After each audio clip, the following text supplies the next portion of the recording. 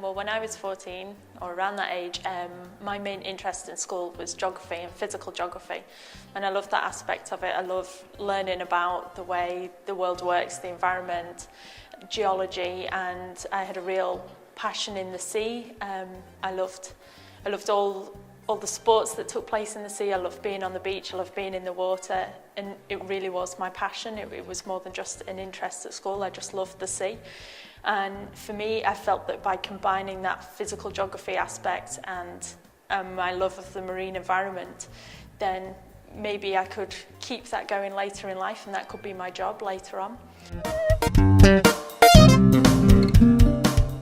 Well, marine science, the best way to describe it is probably that it's the odd job person of the marine world. So we studied marine geology, sedimentology, oceanography, energy, everything and anything to do with the marine world. Biology, we learned how salmon go from being in the sea to on our plate, basically. We looked at how particles of sand flow along the beach, in the sea.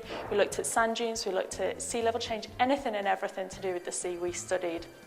And it was brilliant actually, because we were out every week. We were diving, we were in boats, we were on the beach, we were in sand dunes. Every single week we were outside doing something to do with the marine environment.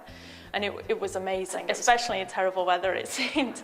I think on probably the first day of our course, they made sure that we all had waterproof trousers, wellies, waterproof jacket, warm hat, and we went out because I studied in Northern Ireland and you can't guarantee that you're going to get nice weather. So if we waited for nice weather, we would never go out.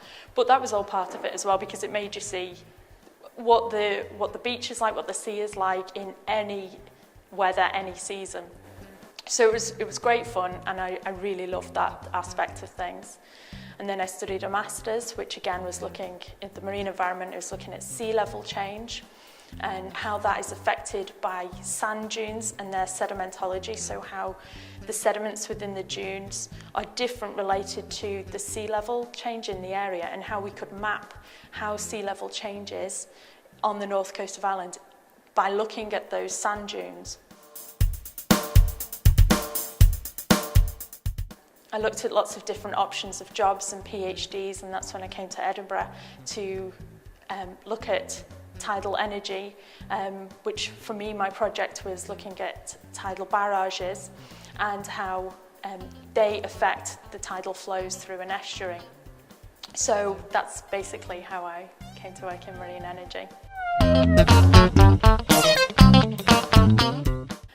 Well, I had my 3 years of my degree and 1 year of my master's, so that's 4 years. And now I'm just going into the third year of my PhD, so that's another nearly 3 years for the rest of my PhD. I personally feel that it's more than worth it, because when I finished my degree, there was 12 people on my marine science degree course. And I'm very good friends with a lot of the people on this course still. And out of the group of 12 of us, other than myself, there's only 2 other people who managed to get jobs within the marine environment or within that field. So for me, I felt that by dedicating a few more years to this, it gave me the option to get the kind of job that I want later on, and to make sure that I'm staying exactly in the field that I want to, and not going off to do a job for a year or two that perhaps isn't related. Yes, I think so, and I think that probably over the next few years it's something that's going to increase. I work within marine energy, and even within marine energy, you think that it's just engineers who work within this field, and it really isn't. Even myself, I consider myself a scientist.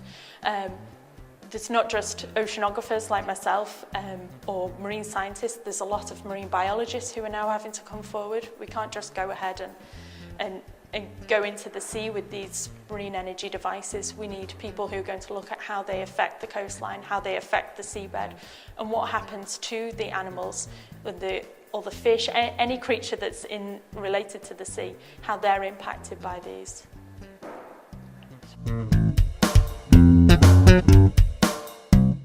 There are a lot of men who work within engineering, but there are also a lot of women as well.